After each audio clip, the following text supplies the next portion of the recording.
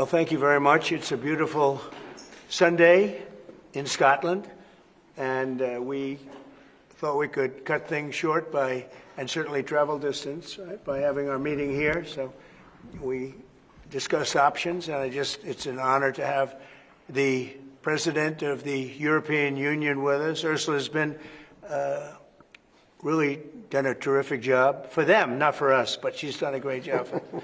And she's highly respected by us also. And we look forward to talking to see if we can do something. We've had a very good relationship over the years, but it's been a very one-sided transaction, very unfair to the United States. And I think both sides want to see fairness, but it's been a very, very one-sided deal, and it shouldn't be. And so we're here with her very brilliant staff, and hopefully we'll resolve a few issues. But it's a great honor. You know, we just built this ballroom, and we're building a great ballroom at the White House. The White House has wanted a ballroom for 150 years, but they never had a real estate person. You know, no president knew how to build a ballroom. But this just opened, you know, relatively short time ago, and it's been quite the success. And I think, I was just saying, I could take this one, drop it right down there, and it would be beautiful. This is exactly what they've wanted. But it's an honor to have you at the new ballroom at Turnberry. And thank you very much. Thank you. Thank you very much, Mr. President. Thank you very much for inviting me here. Indeed, it is today about trade between the European Union and the United States. We're together the two largest economies worldwide. Right. If you look at the trade volume, it's the biggest trade volume globally, with $1.7 trillion among us. And if you look at our markets, it's a huge market, 800 million people if you take the United States and the European Union. So I'm very much looking forward to the discussions we will have now. Our staff have done some of the heavy lifting, but now it's on us. Yeah. And you're known as a tough negotiator and deal maker. But what fair. is in front? And fair. And what is in front of us? That's less important. If we are successful, I think it would be the biggest deal each of us has ever struck. So I'm very much looking forward. Ever struck by anybody? That's true. Yeah. That's true. Right now we have that honor goes to Japan. We just struck a deal with Japan, as you know. And we're very close to a deal with China. We really sort of made a deal with China, but we'll see how that goes. And we have numerous other deals. And mostly I'm just going to charge tariffs. And, you know, there's not a deal per se, but people are going to pay tariffs. And we're doing them at the low end, not the high end, because we don't want to hurt anybody. And pretty well, but you and I both figured this is really the biggest trading partnership in the world, so we should give it a shot, right? Yeah. Very much looking forward to that. Oh, thank you very much. Thank you. I do too. Any questions, please? Well, on Friday, you put the chances of a deal at 50%, maybe less. It seems like you're in quite a good mood. How would you rate those chances now? I'm actually not in a good mood, but I will tell you, I think the chances are, yeah, I think Ursula would say, probably 50-50 of making a deal. I hope, you know, I'd like to make a deal. I think it's good for both, but yeah, I'd say 50-50. And what would you say the main sticking points are at this moment? We have 3 or 4 sticking points. I'd rather not get in. We'll be discussing them. But I think the main sticking point is fairness. Okay. Please. Why you're in a bad mood? Was it a bad morning of golf, or why you're not in a good mood? No, the golf was beautiful. Golf can never be bad, even if you play badly. It's still good. If you had a bad day on the golf course, it's okay. It's better than other days. But no, I think I look forward to this meeting. You know, we've had a hard time with trade with Europe, very hard time, and I'd like to see it resolved. But if it isn't, we'll, you know, have tariffs, and they'll do what they have to do. But we have a good chance of getting it resolved. We'll probably know in about an hour. It shouldn't take that long. It's, you know, it's complicated, but not really complicated when you get right down to it, right? Well, pharmaceuticals. August 1st deadline? Is there any chance that that gets... No. The August 1st is there for everyone. The deals all start on August 1st. Most of the deals, other than steel and aluminum, which we've been getting 50% tariffs from I guess just about everybody, and those have come in, and we've taken in, hundreds of billions of dollars just on steel and aluminum. You've seen the numbers. We had a tremendous amount of money come in over the last month, and it's coming in, very rapidly, which is fair. We have a lot of steel mills and plants, aluminum mills and plants being built. We have a lot of AI being built, and we have a lot of auto plants being built or going to be built because they don't want to pay tariffs. So, if they don't want to pay tariffs, the best way to do it is just build your plant in the United States. Yes, please. What do you expect from the Europeans in terms of opening their markets to American products? Well, they have to open up to American products. We're open to European products, and we have been for forever. I don't think we have, we just about don't have any, I don't think we have any product that we say you can't sell. I guess you could get a little bit cute with chips, but that's, a little bit different category too. No, Europe is very closed. We don't sell cars into Europe. We don't sell essentially agriculture of any great degree. They want to have their farmers do it, and they want to have their car companies do it. I'm not saying anything that nobody knows. We have a rough situation. If we want to sell cars in Europe, we're not allowed to. And as you know, they sell millions and millions of cars, Mercedes, BMW, so many different, Volkswagen, so many different cars, and so many millions of cars. I would imagine number one, I didn't look at that, but I would imagine number one by far, more so than even Japan. Japan sells a lot of cars too. But the Japan deal worked out very favorable, very good. I hope for them too. And that's what we want to do, make everybody happy. Yes, please. Mr. President, should Israel be doing more to allow food into Gaza? Say it. Should Israel be doing more to allow food into Gaza? What did you say? Should Israel be doing more to allow food into Gaza? Well, we gave $60 million 2 weeks ago, and nobody even acknowledged it for food. And it's terrible. You really at least want to have somebody say thank you. No other country gave anything. We gave $60 million 2 weeks ago for food for Gaza. And nobody acknowledged it. Nobody talks about it. And it makes you feel a little bad when you do that and, you have other countries not giving anything. None of the European countries, by the way, gave. Nobody gave but us. And nobody said, gee, thank you very much. And it would be nice to have at least a thank you. And I took a lot of heat. When I do that, a lot of people aren't happy about that because they say, well, why are we doing it and nobody else? But I think we had a humanitarian reason for doing it.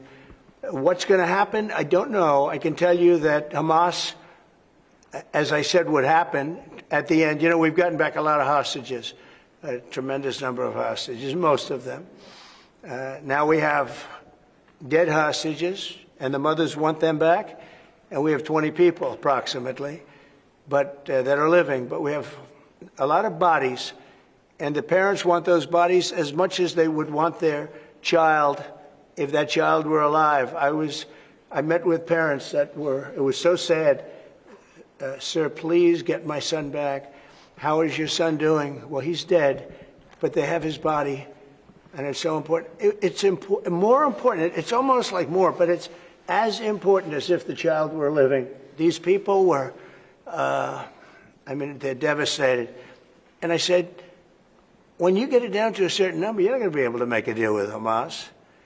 Because once they give them up, then they feel that that's going to be the end of them. And what I said is exactly true. They had a routine discussion the other day, and all of a sudden they hardened up. They don't want to give them back. And so Israel's going to have to make a decision. I know what I do, but I don't think it's appropriate that I say, but Israel's going to have to make a decision. Mr. President, when you were in the Middle East, you talked about the images coming out of Gaza and the starving kids. Those images are still going. Many of them are much worse. Thinner children, starving. What do you see or feel when you look at those images today? Well, it's terrible. When I see the children, and when I see, especially over the last couple of weeks, and people are stealing the food, they're stealing the money, for the food. They're stealing weapons. They're stealing everything. It's a mess. That whole place is a mess. The Gaza Strip, was given many years ago so that they could have peace. That didn't work out too well. When Israel gave that up, whoever was the prime minister at the time, who I know who it was, but it was not exactly a very clever thing to do, because that was given so that they finally have peace, and it's actually made the situation worse. But we'll see what happens. I think Iran is acting up. I think that we have a lot of people we have Venezuela acting up in a different way. They continue to send people that we rebuff to our border. They continue to send drugs into our country. Venezuela, they've been very nasty, and we can't let that happen. But we have other countries too. We do have, and this is just getting a little off subject, but we have now the safest border we've ever had. And I think in many respects we probably have the most successful, and I say it all the time. Every leader, when I went to NATO the other day, every leader said, you have the hottest country in the world. We have the hottest country in the world now. We're taking in hundreds of billions of dollars. We have the highest stock market we've ever had. We have the best numbers we've ever had. But we have hundreds of billions of dollars pouring into our country. And I think it's the hottest. And by the way, 1 year ago, our country was dead. We had a dead country because of an incompetent president and incompetent Democrats. All they know how to do is talk and think about conspiracy theories and nonsense. If they'd waste their time talking about America being great again, it would be so much nicer, so much easier, be very successful. But we were a dead country, and now we have the hottest country anywhere in the world. Yeah, any other questions? President Trump, on this particular deal, if you manage to do a deal today, will that be the end of the matter, or could there be more tariffs coming, particularly on pharmaceuticals? No, if we do a deal today with the European Union, that will be the end of it. Yeah, we'll go, I guess, a number of years at least before we have to even discuss it again. No, that would be the end of it. And this is the biggest deal. People don't realize this is bigger than any other deal. We have great countries. I'm familiar with many of them. So are you. And this is really the biggest deal. This is I guess we're the biggest out there, and they're the second. And when we come together, this will be the biggest deal. If that happens, and it could happen, should happen. Okay? Thank you. Will pharmaceuticals be part of today's? No, it won't. Pharmaceuticals will be, could be, we'll do something, but basically pharmaceuticals won't be part of it because we have to have them made in the United States, and we want them made in the United States. And I think it's easy to say, and I think it's important to say pharmaceuticals are very special. We can't be in a position where we're relying on other countries. Now, Europe is going to make pharmaceuticals, drugs, and everything else for us too, a lot, but we're going to have also our own. A question for President von der Leyen, please. Yes. Can you give your assessment of what you feel the chances are of deal? The President just talked about a 50-50 chance, and the biggest obstacle being fairness. What would you say are those things for you? I think the President is right. We have a 50 to 50% chance to strike a deal. And indeed, it is about rebalancing. So you can call it fairness, You can call it rebalancing. We have a surplus, the United States has a deficit, and we have to rebalance it. We have an excellent trade relation. It's a huge volume of trade that we have together. So we will make it more sustainable. Mr. Trump, can you do better than 15% tariff rate for the EU? Better meaning lower? Yeah. No. Mr. President, to return to Gaza, you're going to meet the British Prime Minister tomorrow. He's going to ask you to consider again peace talks between Israel and Hamas. Are you now saying there is no point in trying to resolve? Well, we're meeting about a lot of things. We have our trade deal, and it's been a great deal. It's good for them and good for us, I think. The UK is very happy. They've been trying for 12 years to get it, and they got it, and it's a great trade deal for both. It works out very well. But we'll be discussing that. I think we're going to be discussing a lot about Israel. They're very much involved in terms of wanting something to happen. He's doing a very good job, by the way. Also on Gaza, sir, did you speak with Prime Minister Netanyahu this weekend about getting more aid into Gaza? I talked to him, yeah, I did. I talked to him about a lot of things. I talked to him about Iran. I think Iran's been very nasty with their words, with their mouth. I think they've been very nasty. they got the hell knocked out of them, and I don't think they know it. I actually don't think they know it. They really do. The whole thing's a con job. We have a lot of con jobs going on. But Iran was beaten up very badly, for good reason. We cannot have them have a nuclear weapon. But they still talk about enrichment. I mean, who would do that? You just come out of something that's so bad, and they talk about, we want to continue enrichment. Who would say that? How stupid can you be to say that? So we're not going to allow that to happen. We're not allowing that to happen. Did you talk about more aid into Gaza? Will I do more aid? Yeah. The U.S. is going to do more aid for Gaza, but we'd like to have other countries participate. We're going to mention that to the European Union today. That's an international problem. It's not a U.S. problem. It's an international problem. And we're giving a lot of money and a lot of food and a lot of everything. If we weren't there, I think people would have starved, frankly. They would have starved. And it's not like they're eating well. But a lot of that food is getting stolen by Hamas. They're stealing the food. They're stealing a lot of things. You ship it in and they steal it. Then they sell it. On Friday you said that Europe is being crushed by mass migration, and I wonder whether your friends on the other side of the room agree with you on that. Well, I'd let you respond to that if you'd like.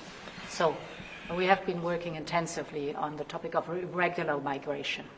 And we have, from the very beginning, said that migration is a European challenge that needs a European answer.